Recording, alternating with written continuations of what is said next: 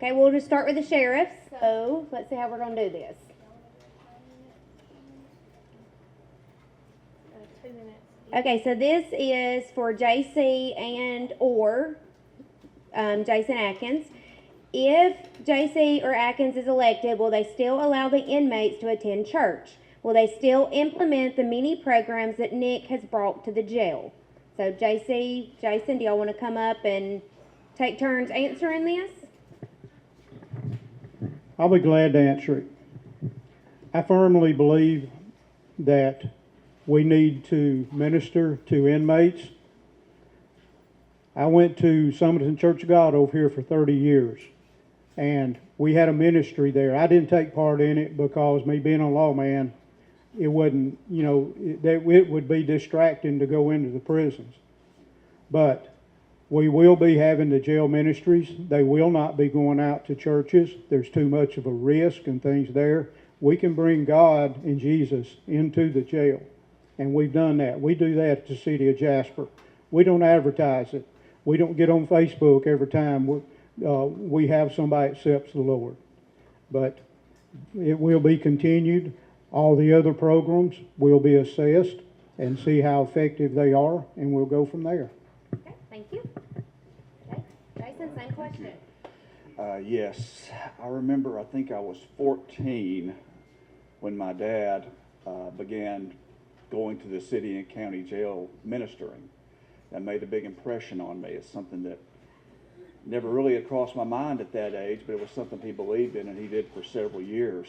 So I'm a big believer in ministering to the inmates. I believe we are charged to do that in the Bible. I'm a big supporter of recovery. I've been complimentary in the past as far as the programs that have helped people to get their life going correctly and to get, am I coming across okay? No, you're good. Okay. Keep going. Get their life, on the right track. So I'm a big believer in that. So as far as programs that are working, that have been going on, I intend to continue them and to see, like with anything, where if you change something or correct this or change that, if we can improve things. I intend to do the same thing with mental health. As far as leaving the facility, that's a hard no for me. And I look at that from a security standpoint. I just can't allow people to leave the jail facility and be in an unsecure environment. It just presents too many issues, and it just takes one issue to mess it up. So, but as far as that goes, I support the other programs. Okay, thank you. Okay, do we have any more questions? One more for the sheriff. Okay, one more for the sheriff, so don't go far. Okay, this is also for the two of you. Jason and JC, you both say you're going to change things, but I have not heard what you are going to do differently. Can you both explain in detail what you will do to change the jail? And then Nick, I have a separate question for you. What will you do differently if reelected? So since Mr. JC went first, I'll let Jason, you come up and answer this one first. Then we'll let JC piggyback off of you, and then we'll give it to Nick at the end. I'm sorry, I got to go. You got 2 minutes. Okay. Tell me the question again. There was a lot to that. You said that you would change things, Yeah. but they have not heard in detail what you would do differently. So what are you going to do in detail to change the jail? Okay, so they're asking about the jail. Yes. Okay. What changes you want to make?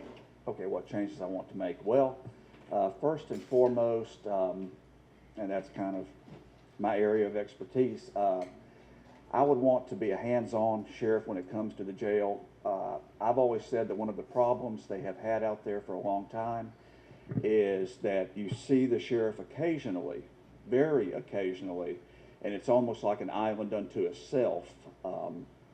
And part of that goes to if you've got good staff. That can happen in any organization. But I think it's important for the sheriff to show up weekly, check things out, talk to inmates, talk to officers, check up on what's going on. That's one thing that I would definitely want to be on top of. As far as policies, I would want to look at the policy right now with our medical care provider and make sure that it fits in with the policy that I'm used to, where we medical is medical If they say they need to see somebody or they need to do something, that's what they do. And you facilitate it being done. You do not tell them, unless it has to do with security, that they can't get to an inmate or they can't get to someone else. So I would want to evaluate that. And of course, we just got through talking about the programs. And I'm definitely in favor of that. And, something that I have been talking about that I would like to do is I would like to get citizens more involved over time. Be slow with that and be very careful, but get citizens involved to the point I would like to have a citizens advisory board. And part of the job of that board would be to come in and make unannounced inspections of the jail. Because you want to talk about transparency, that's very easy to say. But transparency is not transparency if all you know is what I tell you. I could tell you I'm transparent all day. No, I believe in trust but verify. And I would like to get somebody else's eyes on that doesn't report to me, doesn't work for the sheriff's department, but is authorized and trained to come in, meet with inmates, check out how things are going, and report back to the public. So, Thank you. is there another question? Nope, that was it. All right. You ma'am. got it. Okay, Mr. Tracy, you're welcome. One of the most important things in running any organization is making good hires. And making good hires does not always depend on how much money you can pay them. The two professions that get paid the least, but is the most important in the world, is teachers and law enforcement personnel. And they are treated the worst. But you've got to make good hires, you've got to have good leaders. Going into the jail, you got to identify your problem people and get rid of them. Making your good hires, then you'll bring some decent people in there. But also, if you pay attention to the small things, small details, then most likely your larger details won't be existing. If you've got corrections officers that are not serious about their job, then they need to go. You can't be carrying on and laughing when somebody's suffering. You've got to do your job. You've got to treat everybody with respect. You've got to make sure they get medical or whatever they need. They're human beings. It doesn't matter what they've done, what cruelty they've inflicted on other people. They're still human beings. And you've got to treat them as such. But you've got to have somebody that is going to be in that jail. My jail the city of Jasper doesn't hold near as many as the county jail does. I'm in my jail multiple times a week, looking, watching, and talking. And I'm a no-nonsense leader. I don't put up with a bunch of bull crap. I'm not a very good talker. It's hard for me to stand around and just small talk with people. I just take care of business and move on. And I'm a very much of a disciplinarian, and that's where Nick and I differ a lot. And we've had those conversations in the past. But this is something that is extremely serious with the sheriff's office, is discipline and how you deal with it. You got to deal with it head on. You can't skirt around it and be in denial. If you have issues that happen, and our departments at Jasper is not perfect. We've had issues and we've dealt with it. We had an issue that went all the way up to the 11th Circuit that happened in our jail.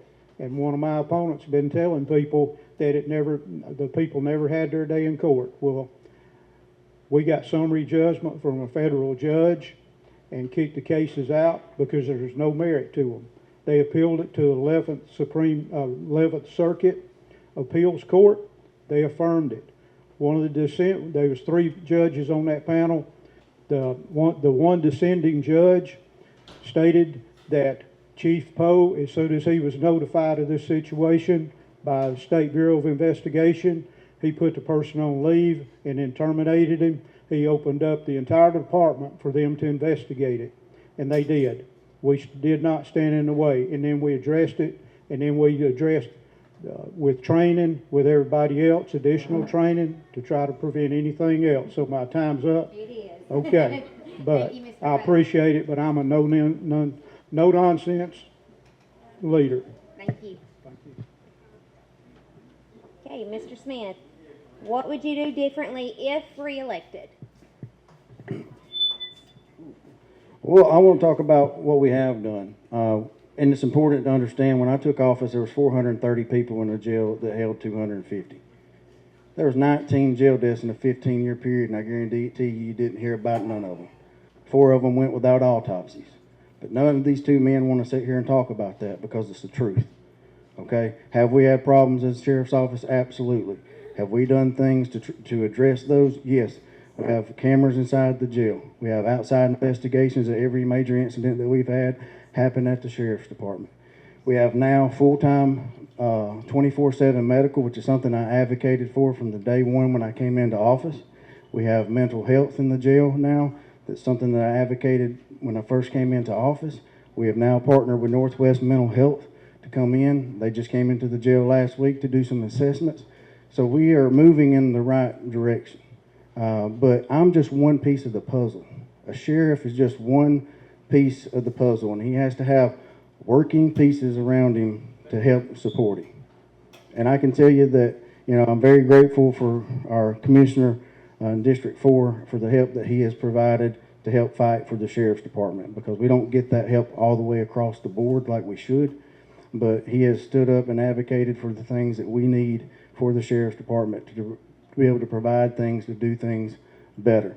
But are we better than we were 8 years ago? Absolutely. Do we still have work to do and accomplish? Absolutely. And we're still moving forward with just trying to provide better mental health and better health services in the jail. And that's where we're at.